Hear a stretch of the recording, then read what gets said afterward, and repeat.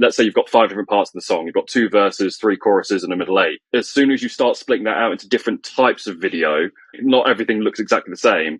At that point, if you've got 5 different parts of the song, you filmed it 2 times, that's 10 ads right there. You are now listening to the Creative Juice podcast, brought to you by Indepreneur.io.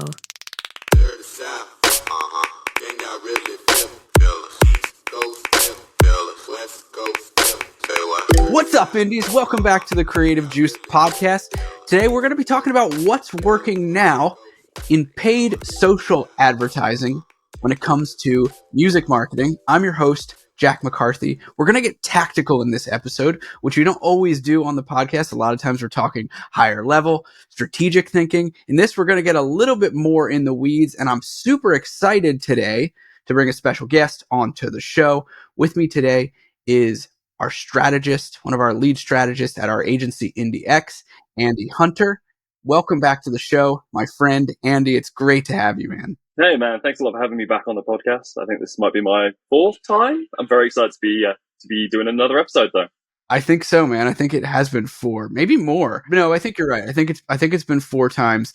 If you're just listening in for the first time, Andy's done a number of episodes with us where he's graciously joined us as a guest. I'll make sure to link to some of those in the show notes today so that you can go back and learn from Ande specifically around, well, some of the topics that we're going to talk about here today, we've talked about previously, but we wanted to do an episode where we bring to you guys some of the practices that we're using at the agency when it comes to paid social media advertising, paid traffic, specifically on the meta ads side of things, which is really where a lot of our spend goes for our clients at IndieX. We wanted to talk about some of the things that we're using as far as best practices and processes at the agency so that you can get a glimpse into what's working right now in August 2024 for getting the best results around a variety of different campaigns, because we get a lot of questions on this kind of stuff and the platforms are always changing and best practices are always changing pretty quickly. So we wanted to give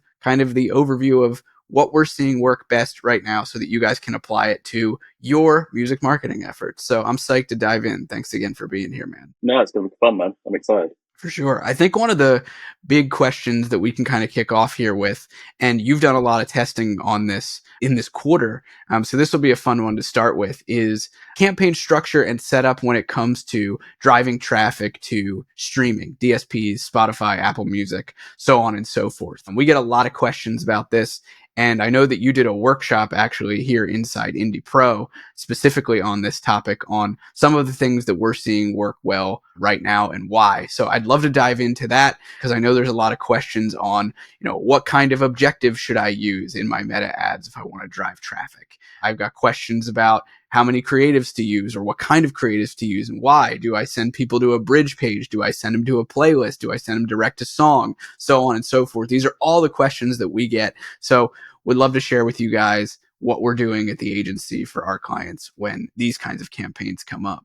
Yeah, sounds good, man. So did a lot of testing over the last 12 months. And I know that a number of our other strategists were also testing at a similar time and finding similar results to me in terms of a very clear switch between conversion campaigns starting to outperform straight traffic campaigns. Whereas historically, we had found that reels and stories going straight through to a Spotify track or to a Spotify playlist tended to outperform those types of conversion campaigns.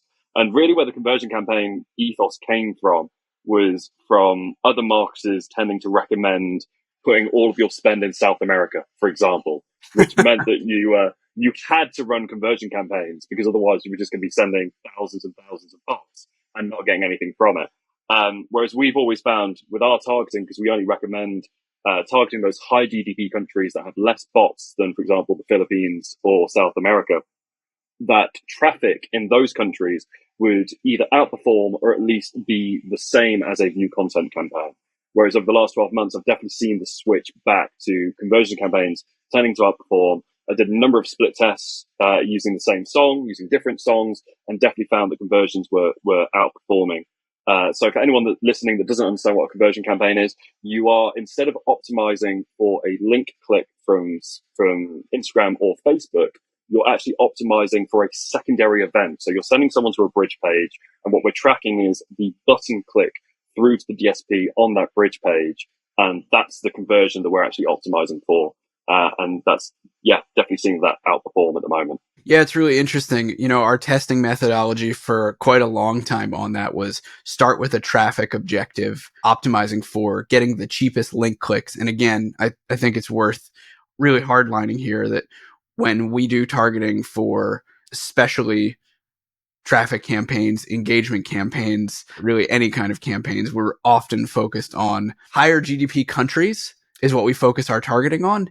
And that holds true when it comes to link click campaigns as much as it does conversion campaigns. We're really not recommending targeting, the Middle East, India, South America, so on and so forth, which you often hear touted as a way to get cheap traffic. Generally not a good practice, whether you're running link clicks or conversions, doesn't really matter. I wouldn't recommend that. That really has nothing to do with our recommendation for now going from traffic as our leading sort of test to now switching over to conversions. And to kind of expand upon what Andy was talking about, what we've really been seeing across the board with a lot of our clients in this testing was while we were getting a high volume of clicks on the ads with a traffic objective and trying to optimize for that, the actual volume of people ending up on Spotify or Apple Music or wherever we were trying to send them actually wasn't any higher doing that. The volume of people, or what you would call qualified clicks, is actually higher with conversions, and that's what we've been seeing more and more of. And it was a really interesting phenomenon. I think we started seeing the switch probably like September of last year was when we started a lot of heavy testing. Yeah, it was really from September last year, and then from January of this year, I went hard on testing the theory, and I think I spent about $8,000 on ads, or it was around there. It was a lot of money on testing the two as fairly as we could, and conversions definitely came out top. I think that's a really good place to jump off on now. The next question that I think folks might have about this, once we kind of nail here's your objective for the campaign, is, okay, now how many ads should I run? And this is a good jumping off point for us to talk about a best practice that we typically find ourselves following in general when it comes to advertising campaigns, not for just, listenership growth on DSPs, not for just engagement, not for sales. It's for everything. Oftentimes, how many ads we're testing in an ad set or running in an ad set, how that all works. Maybe you and I have some differing thoughts and opinions on this, but I think over time, there's been sort of a general sort of best practice that's come about at the agency and some consensus amongst all of our strategists as far as what we've seen has worked best. So for me personally, I tend to find anywhere between 6 and 12 is the sweet spot. I tend to find every campaign's the same.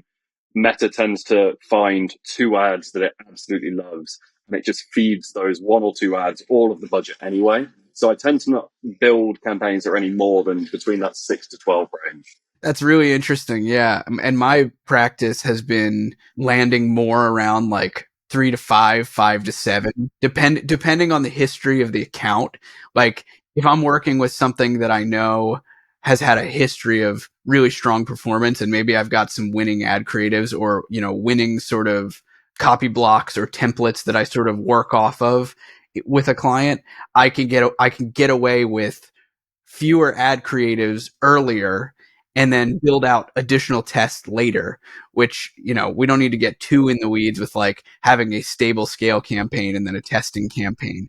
But when it comes to accounts that are maybe a little less, I hate to use the word seasoned, but maybe a little less stable or a little newer, I'm with you. I might test more ads kind of going in that like 5 to 10, 6 to 12 range. And for me, it does also vary depending on type of campaign. So for example, with a Spotify campaign, I would probably end up around that 12 range. The reason being because you're usually limited to 15 to 30 seconds. That's typically what I'm tending to run as an ad for a DSP campaign. If it's all focused on one song, let's say you've got 5 different parts of the song, you've got 2 verses, 3 choruses, and a middle 8. As soon as you start splitting that out into different types of video, not everything looks exactly the same. At that point, you've got 5 different parts of the song, you filmed it 2 times, that's 10 ads right there that you potentially want to test with maybe a couple more thrown in. So for DSP campaigns, I definitely end up using more ads than I would for like a sales objective, which might be like full length videos, which you might have less of, for example. That's so true, man. And that's such a good point. Going back to talking specifics here about DSP growth and testing. If you're testing creatives and you don't have winning organic posts, I think that that's super true, because then you're looking at testing song sections and settings, and that can really give you a lot of creative ammunition. You know, you might have 8 ads right there just with video. Yeah.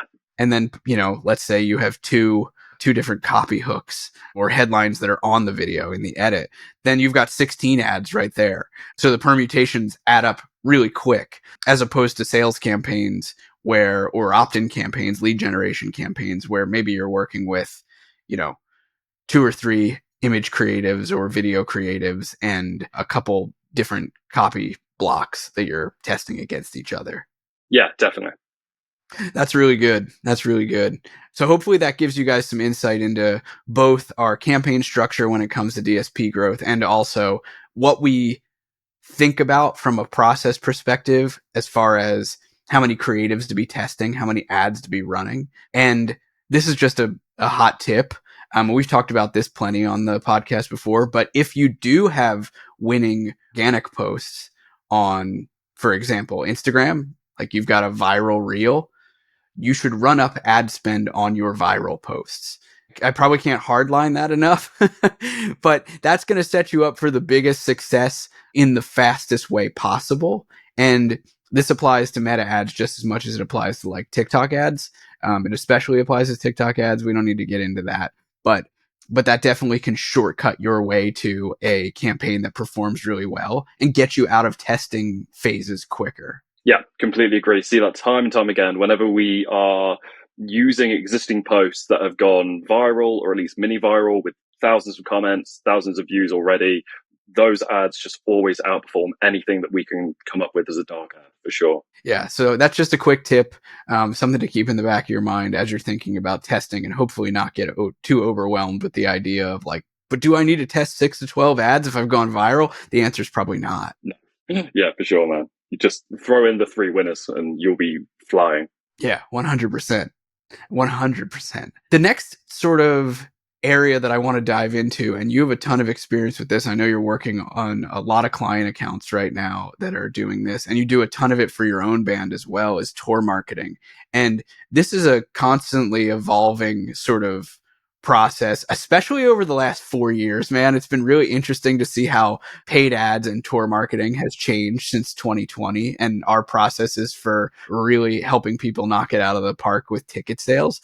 I'd love to talk about and kind of compare and contrast our ideas on the why of our different types of campaign structures that we use for tour marketing, and why we might implement them for one artist versus another, and how that might be helpful to anybody who's listening that might have shows coming up, whether it be one-off shows, whether it be, you know, just a small set of tour dates, or a long, you know, run of shows. I think all of this paid traffic can really apply to what you might be up to. Yeah, absolutely, man. No, excited to dive in. Love touring, play a lot of shows myself, and we do a lot of tour marketing here at the agency. So yeah, let's dive in. So I think there's probably a few different scenarios that we find ourselves in when it comes to tour marketing ad campaign build. So maybe we dive into what those scenarios are and the limitations that they put on us as far as campaign setup and structure, and then what we deploy for those different scenarios. That way it might give you some insight into like, okay, if I'm someone that I have a show coming up and I have no control over tickets, what should I do? Meaning like back end. Like I have no control over the website that my tickets are sold on. What do I do? Or I do have control over my ticket sales. What do I do there? So on and so forth. Yeah, so let's start with the problem with tour marketing. There's so many different variations in terms of every artist is different, and what you end up doing varies so much depending on what's happening with each client. So let's think about like the baby indie that, for example, isn't controlling the ticket link whatsoever. My typical recommendation, and something that I've been testing at the moment actually, which I probably wouldn't recommend because it's still early days in the testing phase, but I've started doing opt-in campaigns before the show has been announced to try and gather local fan data.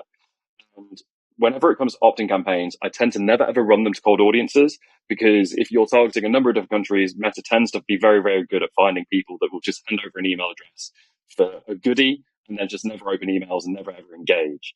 But what I'm finding with the localized targeting, and typically what I'm building out for this, is having a small amount of ad spend per day per city. So it's very, very targeted, maybe 30 to 50 miles around the city radius where you're going to be playing, to gather that information and then coming up with a good bribe, whether it might be, one that I've ran recently for an artist is city name. We are coming to your country next year. We would like to know where you want us to see us play. Click the form, vote for us to come play your city, and it's going to be much more likely that we can come and play for you guys. And we'll also send you like a free digital download of some goodies that aren't available elsewhere. Something like that. Actually, what I've been tending to find with that, because people are actually having to input city information so you can come and play their show, seeing very much higher levels of engagement, open rates, click-through rates, and comments on the post compared to other types of broad, cold opt-in campaigns that I've run that are like much more worldwide or lots of more countries thrown in there. So that's going to be a very, very cool thing to test in terms of gathering that fan data early before shows are even announced. And knowing full well that the data you've captured is highly relevant because you already know that you're going to that city. It's a little bit black hat. It's a bit of a grey area, but it's a great way to collect some fan data ahead of the show. Oh yeah, for sure. I've definitely run up that kind of stuff in the past for sure. I don't even think it's black hat. I think it's a pretty sound strategy. You're not tricking anybody or scamming anybody. No, for sure. I think that's definitely a sick strategy to test. It's not one that we always deploy at the agency, but I'm glad you mentioned it. Depending on the ticket sales results that you see on that account that you're working on, we should do a rundown in a few months. Yeah.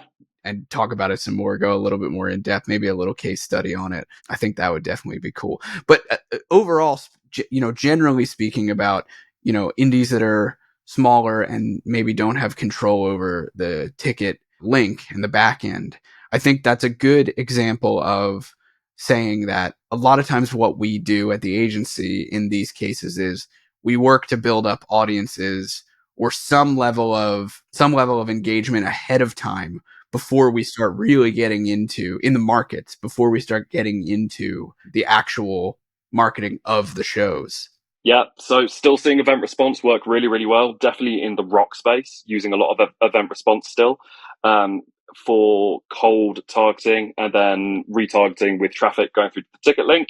I'm also seeing a lot of good results coming from building out, again, a type of bridge page, but you are using it looks kind of like a bands in town kind of page where you've got the date, the city, the information, and then a link through to the ticket link.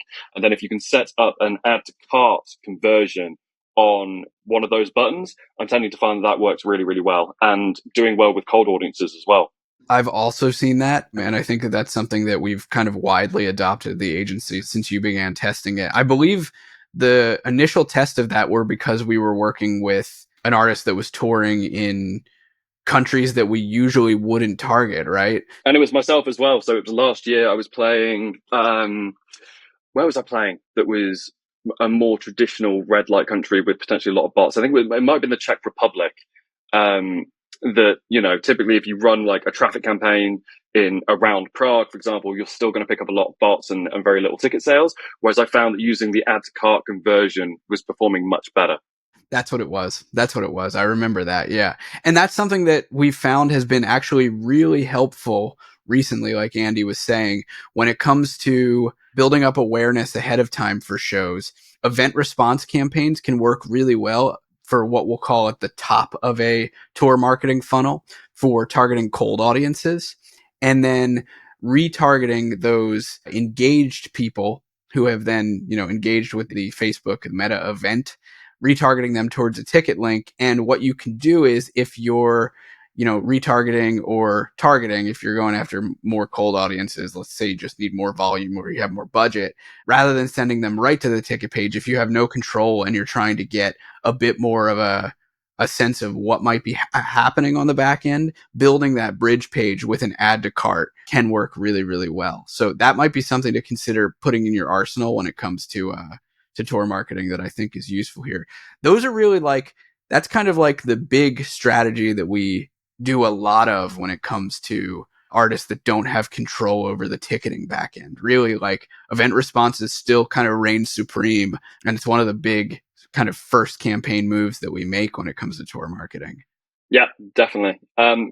Now, moving up the ladder a little bit to like the bigger acts, what I'm tending to do now is splitting out budgets into really three portions when it comes to like tour marketing.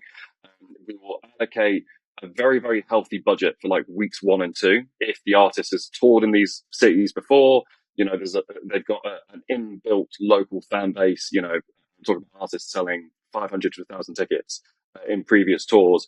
We'll tend to go quite heavy in the first couple of weeks with spend, and that will be all really focused on the existing warm audience, making sure that every single fan in each one of those cities has seen about the tour, they know where to get tickets, and really try and push as many tickets out the first 2 weeks as possible. And then slowing down the budget a little bit for like that middle period, and then going really hard again in the last 2 weeks on any cities that are either very close to selling out or are performing the weakest, really. Those tend to be like the main two sweet spots that I tend to go for.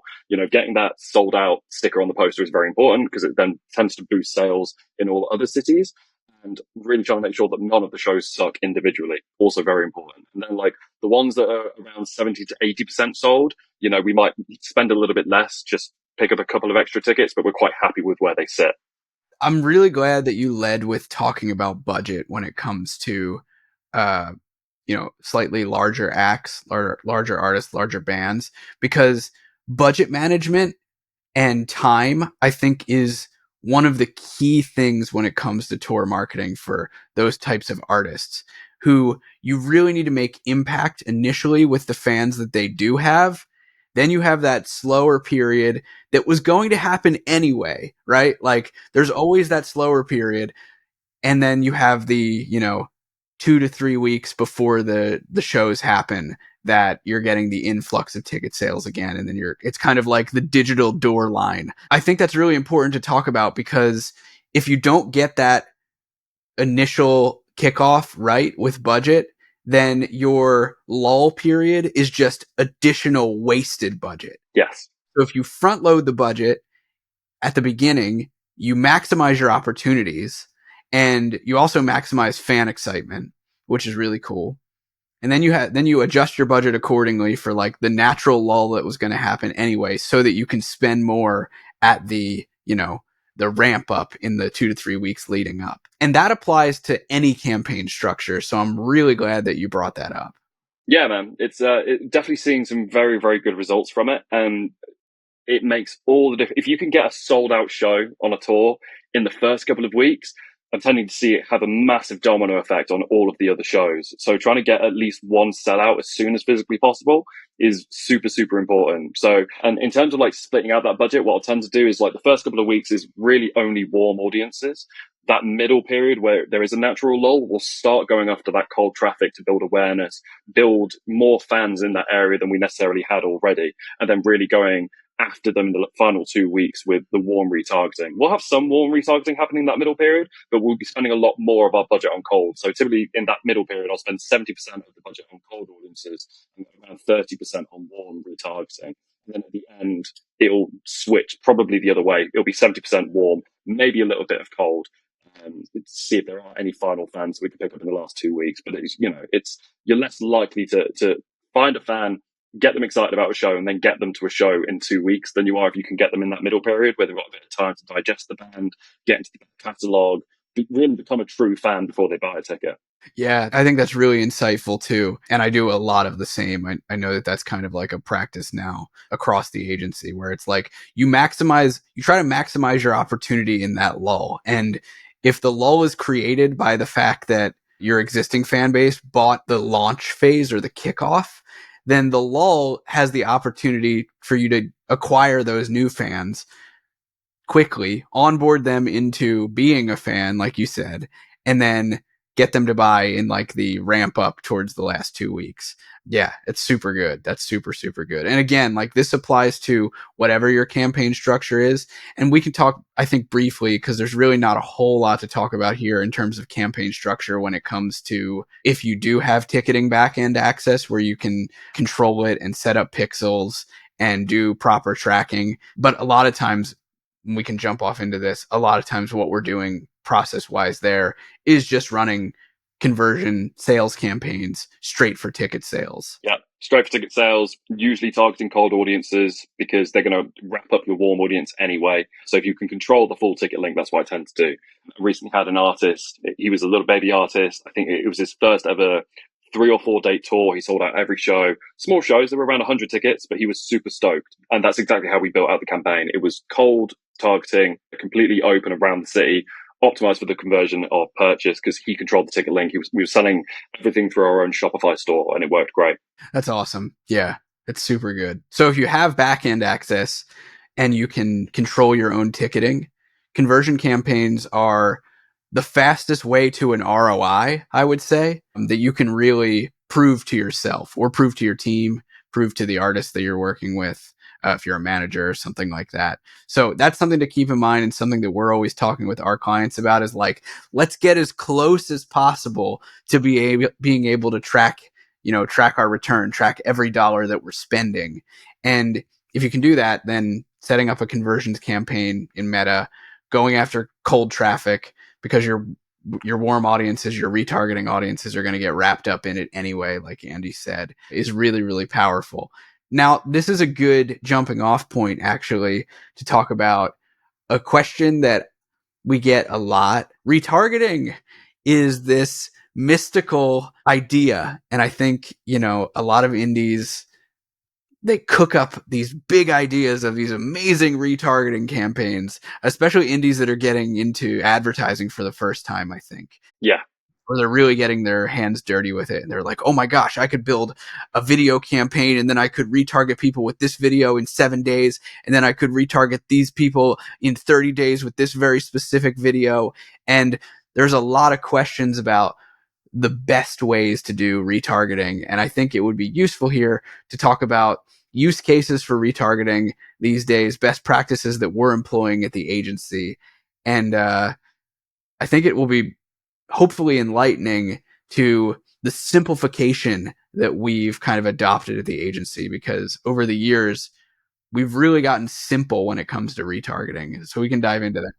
Like, dude, and really where the intricate retargeting campaigns have come from is before iOS 14, when Meta's tracking was absolutely the sickest thing on earth, and you could do some very cool things. Like, I remember 4 or 5 years ago, we were building out campaigns that were targeting abandoned cart in the last 7 days and showing very specific ads to people that had taken very certain actions. Whereas, like, fast forward 5 years, that tracking has been massively deprecated by Apple. The machine learning has got much better on Meta's side. So actually it's made our jobs a lot easier, really, because we don't have to worry about retargeting in the same way that we used to.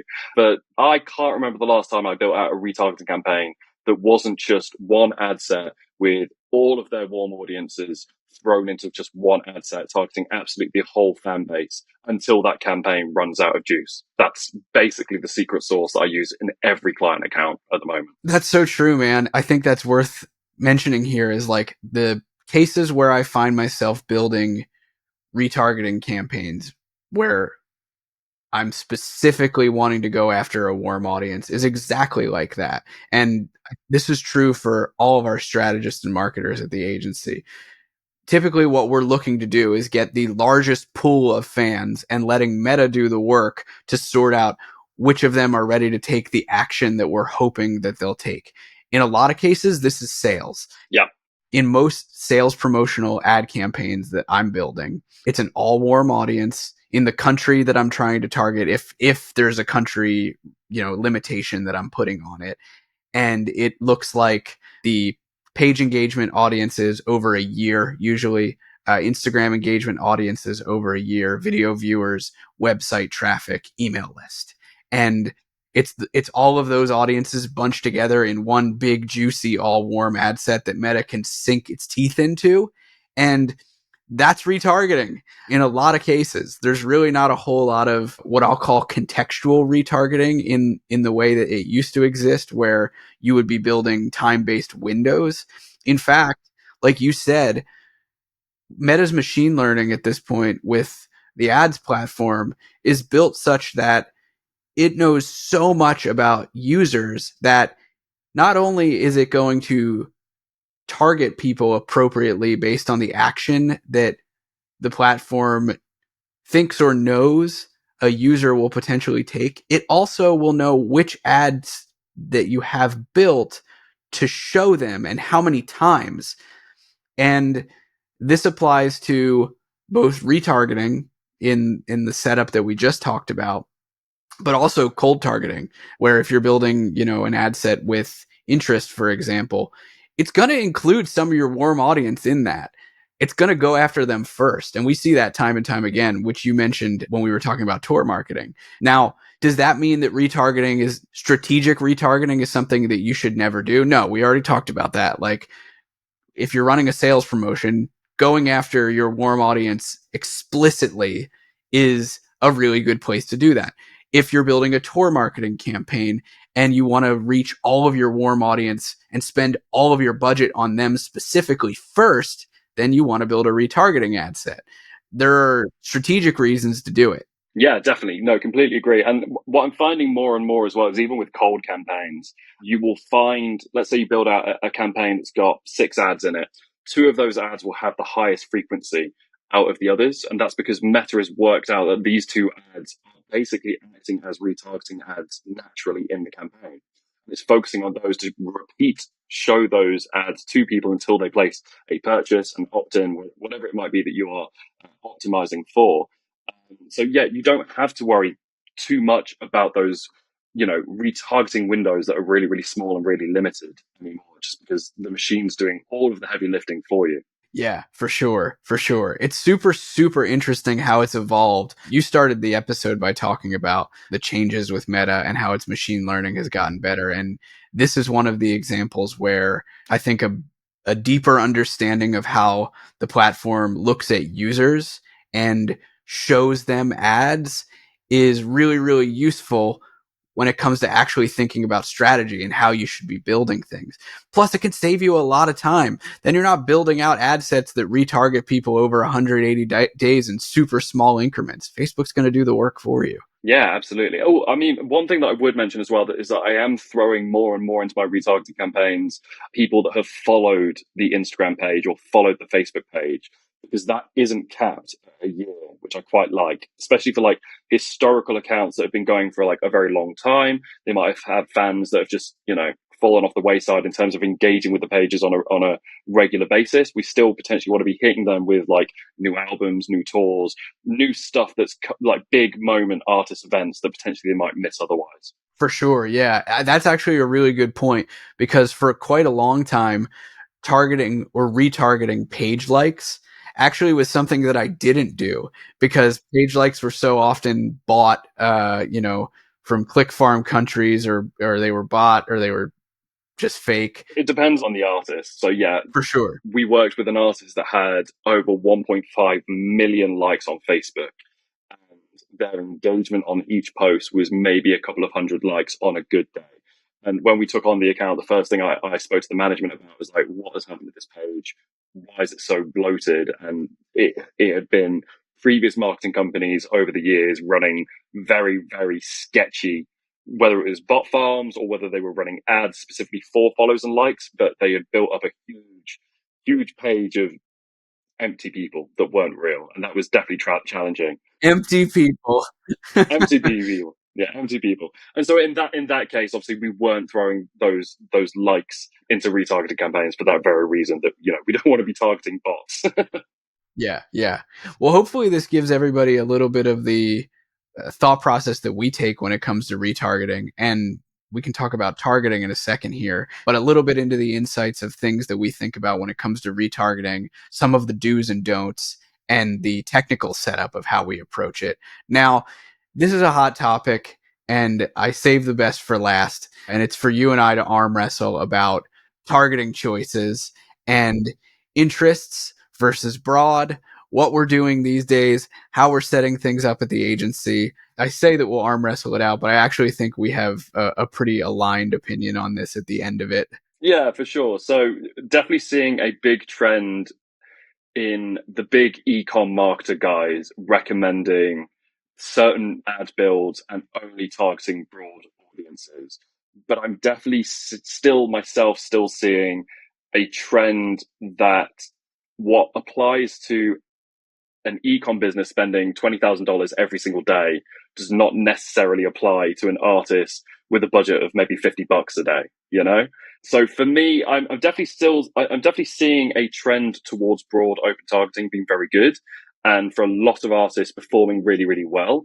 That being said, interest-based targeting for some of the clients still outperforms when we split test it. The way that we split test it is usually by building out a CBO campaign where we are telling Meta, right, we're going to give you the budget at the campaign level. We're going to give you these 3 different ad sets and you decide who to target. So Meta's still got the option to go completely broad, completely open in one of those ad sets, but then I might be using like a broad genres ad set and a broad artist targeting ad set. And I'm still very often seeing that either the artist or the genre based targeting outperforms the open targeting.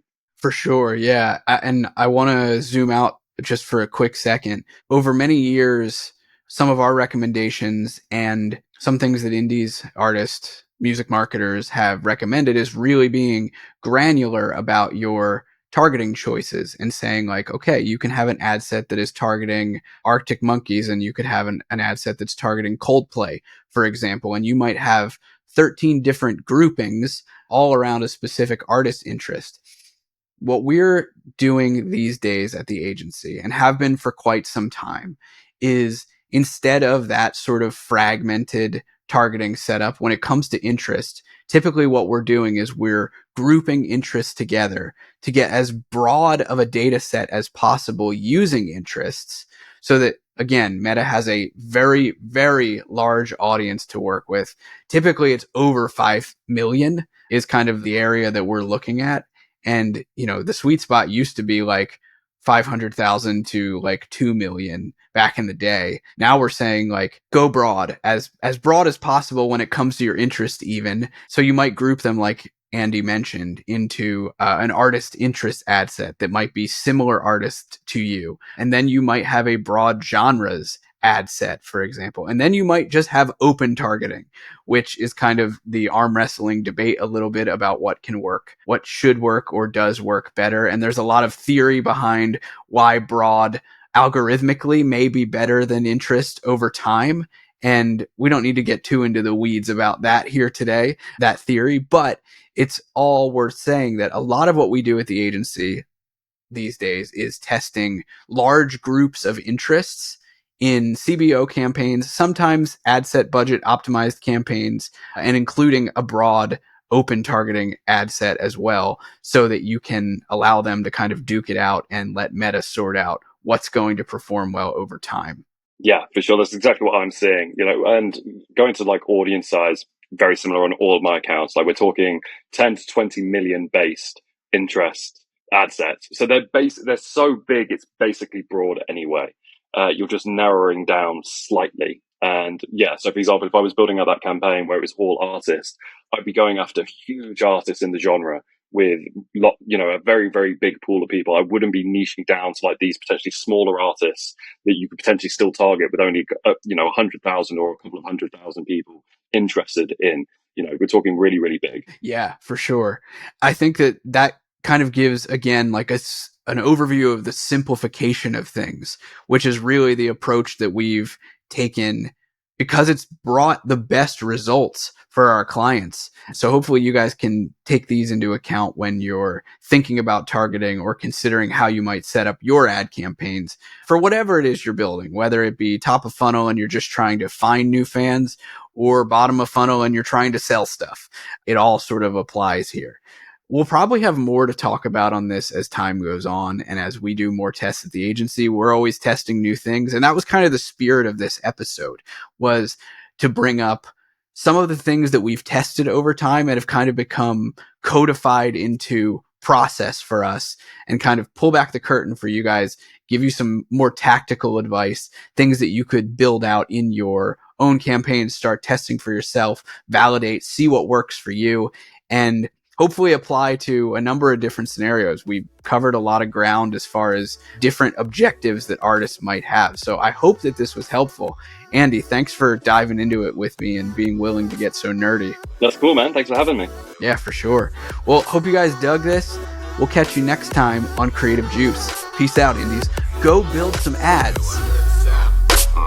Can y'all really feel us? East Coast, feel us. West Coast, feel me. Say what?